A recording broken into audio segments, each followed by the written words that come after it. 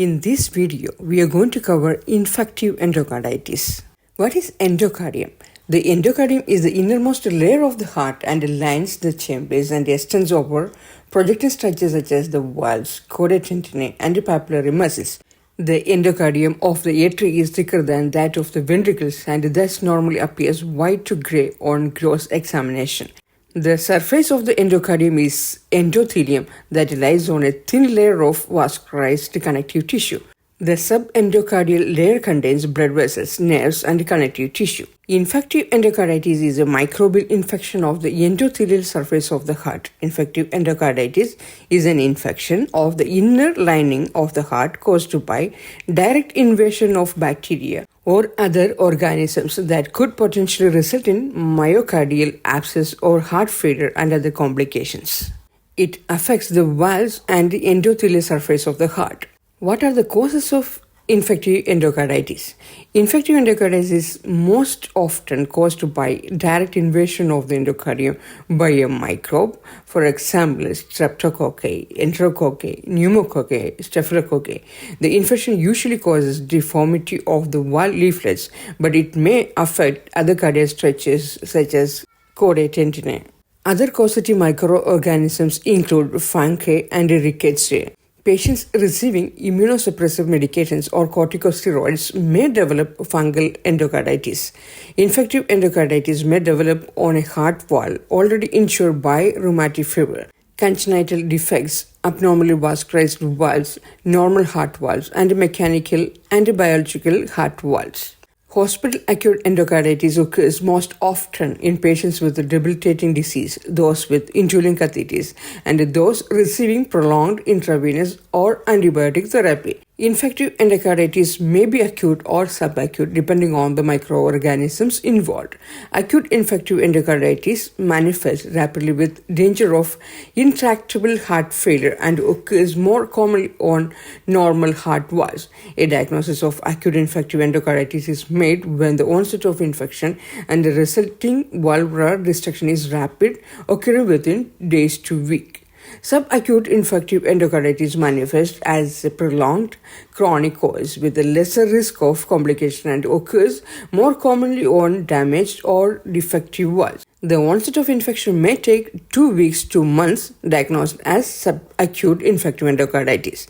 Infective endocarditis may follow cardiac surgery, especially when prosthetic heart valves are used. Foreign bodies such as pacemakers, patches, grafts, and dialysis stents, these are predisposed to infection.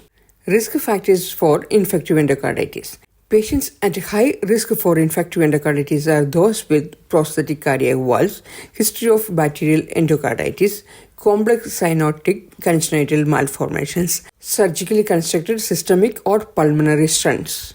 Moderate risk factors include mitral valve prolapse with valvular regurgitation or thickened leaflets, hypertrophic cardiomyopathy, acute valvular dysfunction, most congenital cardiac malformation and surgical repair of atrial and ventricular septal defect, or patent ductus arteriosus as well. More common in older people who are more likely to have degenerative or calcific valve lesions, reduced immunologic response to infection, and the metabolic alterations associated with aging. There is a high incidence of staphylococcal endocarditis among IV drug users in whom the disease mainly affects normal valves, usually the tricuspid valves.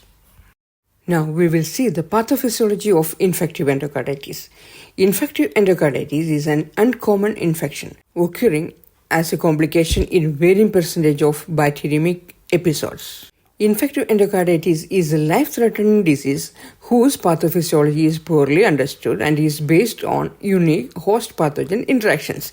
The interaction between a pathogen and its host is referred to as host-pathogen interaction. However, pathogenesis includes pre-existing endocardial lesions or inflammation that leads to endothelial cells and platelets activation, coagulation, and thrombus formation.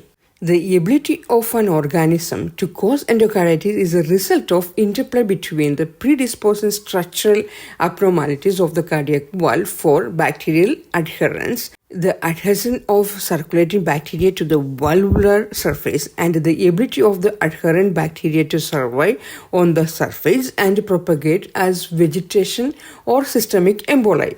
A deformity or injury of the endocardium occurs, or when the inner lining of the heart endocardium becomes inflamed. It leads to accumulation of fibrin, that is vegetation, and platelets, that is clot formation, on the endocardium. Certain bacteria, if present in the bloodstream, may colonize the initially sterile vegetation composed of fibrin and platelets. Bacterial growth enlarges the vegetation, further impeding blood flow and inciting inflammation that involves the vegetation and adjacent endothelium. When bacteremia occur and are repeated, pathogens can adhere to endocardial thrombus to adhesions. After adhesion, the subsequent colonization and invasion of the endocardium maintain both the inflammation and the coagulation processes, resulting in a vicious circle with the formation of infective vegetation in which the pathogens persist, multiply, and escape from the host defenses. Platelets and fibrins surround the invading microorganisms, forming a protective covering and causing the infected vegetation to enlarge. Consequently, the vegetation will grow and the enlarged vegetation can deform, thicken, stiffen, and scar the free margins of wall leaflets as well as the fibrous ring, that is annulus, supporting the wall. The wall tissue will be destroyed, resulting ultimately in embolic events, abscess formation, and wall dysfunction. Moreover, the excessive host response can be responsible to the aggravation of the lesions by secondary autoimmune effects. The vegetations may also travel to various organs and tissues, for example, spleen, kidney, coronary artery, brain, and lungs, and obstruct the blood flow. The protective covering surrounding the vegetation makes it difficult for WBCs and antimicrobial agents to infiltrate and destroy the infected lesion. An endocarditis lesion is mainly a fibrin and platelet blood clot infested with bacteria clinging to the cardiac walls. In every step of the disease, the coagulation system is heavily involved. It mediates the initial adhesion of bacteria to the leaflets, fuels the growth and maturation of vegetation, and facilitates complications such as embolization and valve destruction.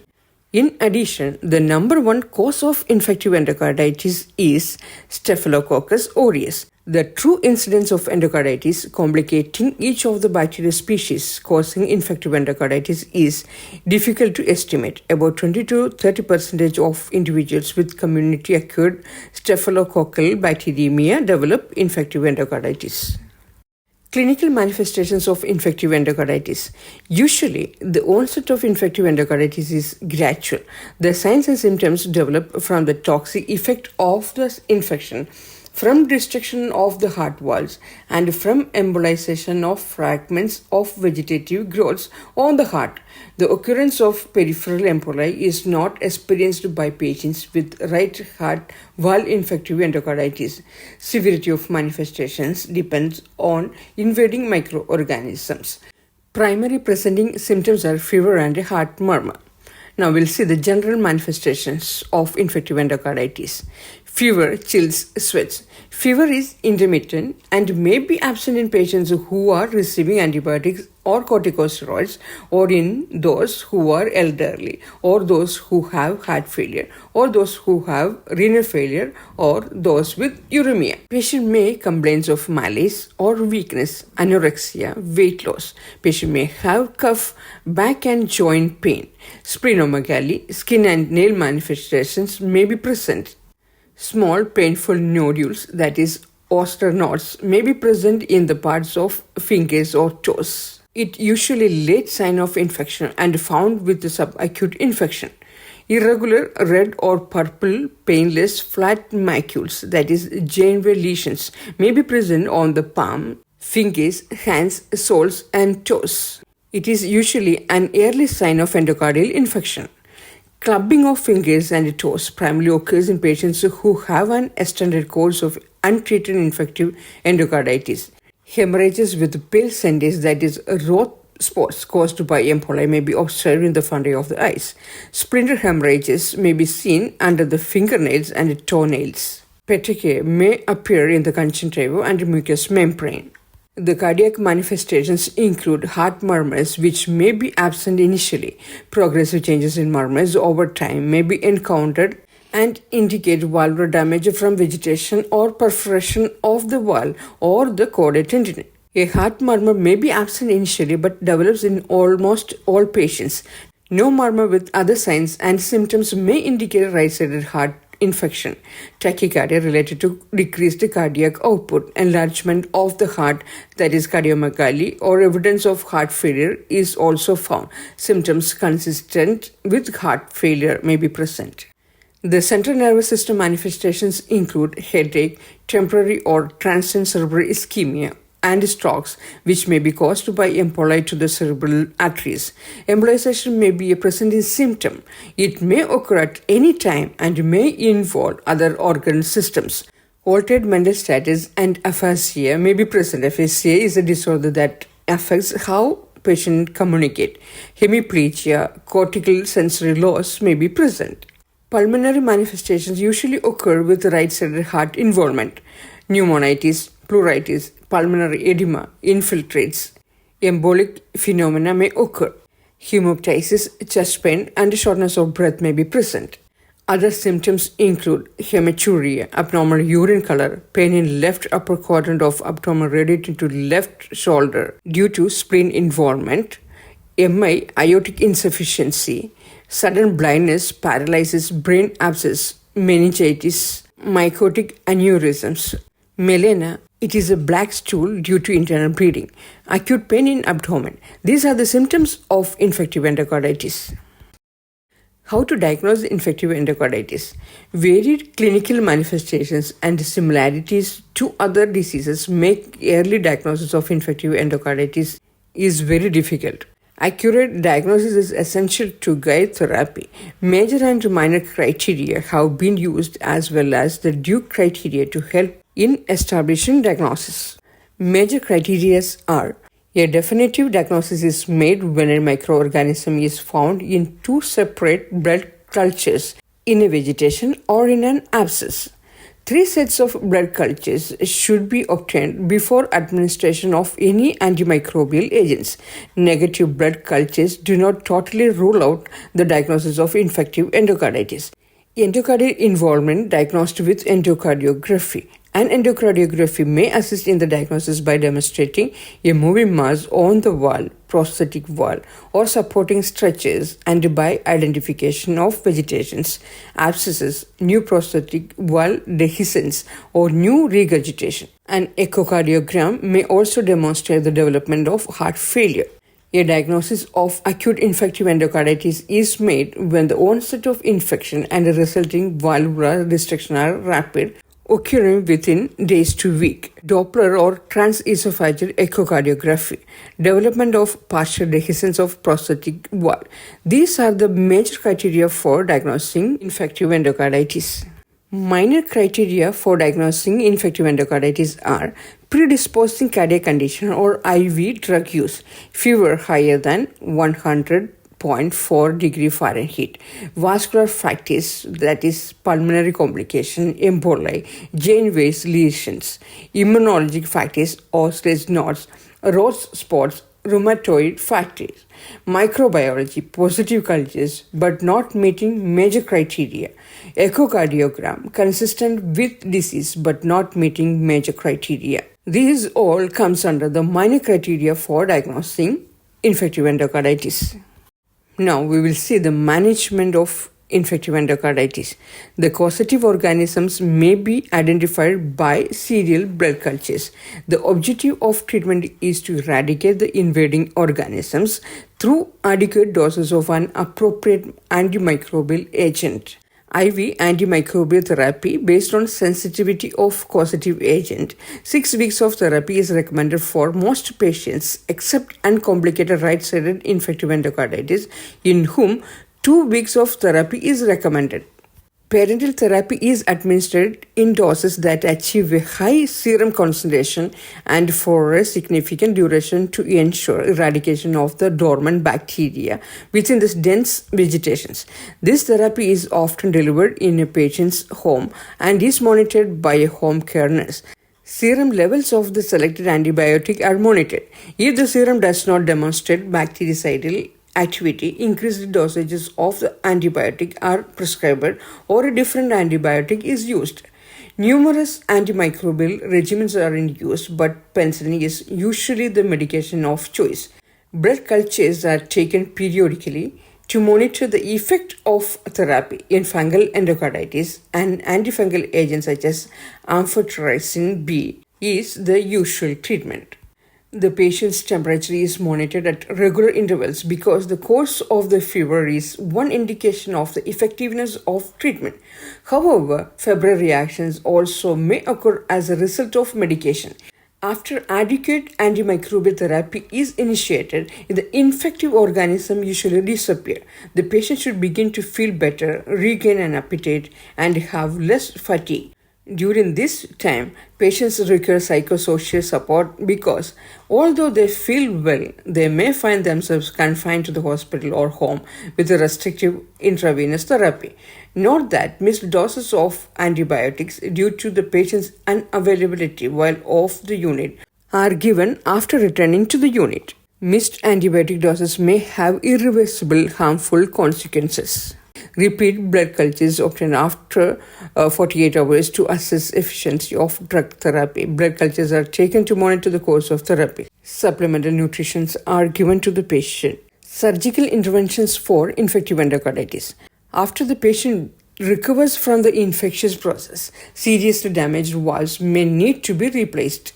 Surgical valve replacement greatly improves the prognosis for patients with the severe symptoms from damaged heart valves. Aortic or mitral valve excision and replacement are required for patients who develop congestive heart failure despite adequate medical treatment.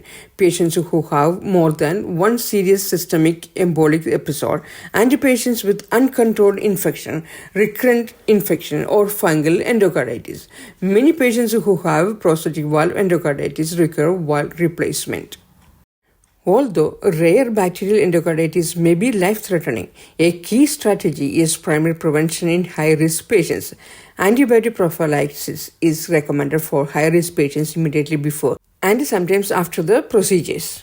Complications of infective endocarditis. Even if the patient responds to the therapy, endocarditis can be destructive to the heart and other organs. Heart failure and cerebrovascular complications such as stroke may occur before, during, and after therapy.